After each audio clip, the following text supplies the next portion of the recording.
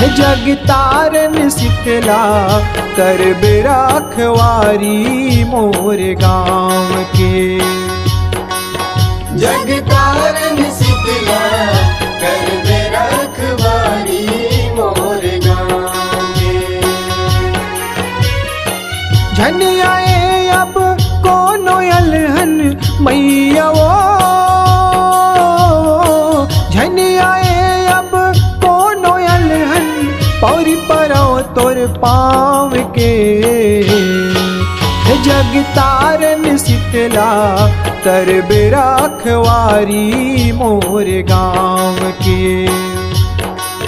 जग तारन शीतला कर रखवारी मोर गाँव के।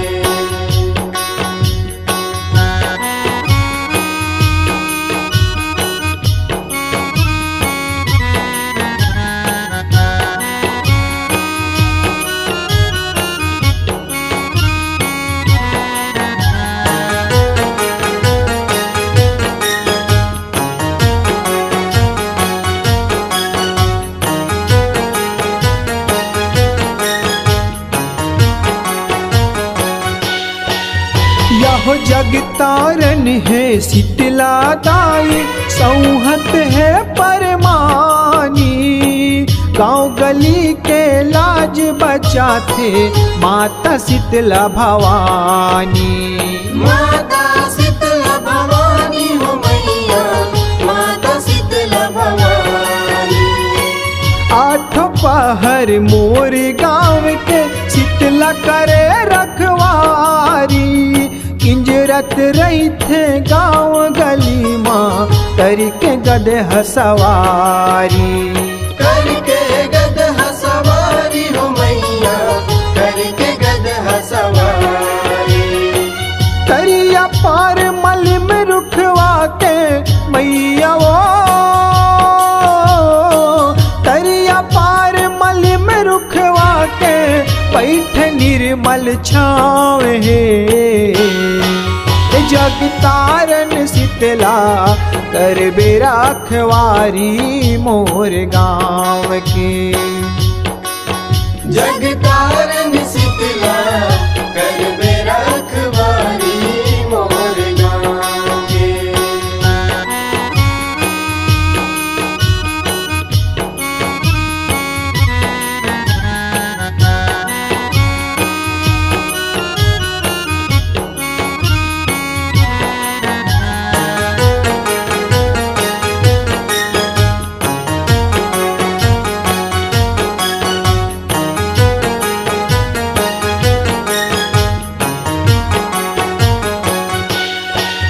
यहो काली बजरंग तोर दुआरी आके फेरा लगाते। बाना भाला तोर अंगना माँ सुघर शोभा पाते। सुघर शोभा पाते हो मैया, सुघर शोभा पाते। लाल चुनरी सोनी मकुटिया बाहरी सुपा कर धारे। निम पतिया के माला पहिरे शीतला काज सवारे। शीतला काज सवारे हो मैया, शीतला काज सवारे। खड़े संजय तोर दुआरी मैया वो, खड़े संजय तोर दुआरी आस है तोर पाँव के। जग तारन शीतला कर रखवारी मोर गाँव के। जग तारन शीतला कर रखवारी मोर गाँव के। झन आए अब कोनो अलहन मैया वो, झन आए अब कोनो अलहन पौरी परो तोर पाँव के। जग तारन शीतला कर रखवारी मोर गाँव के। जग तारन शीतला कर रखवारी जगतारन शीतला कर रखवारी मोर गाँव के।